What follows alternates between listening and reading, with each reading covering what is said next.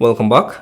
In this video, I'll show you how to enable and disable screen auto rotate on the Redmi Note 14.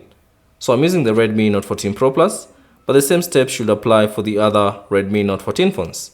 So all you have to do is simply swipe down from the top right corner to access the control settings panel.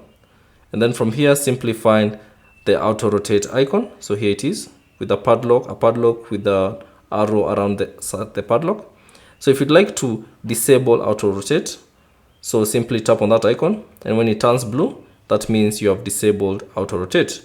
Now if you'd like to enable auto rotate, simply tap on the icon and it will turn gray, and you can see this notification, screen orientation is unlocked. That means you can rotate your screen. So let's put it to a test.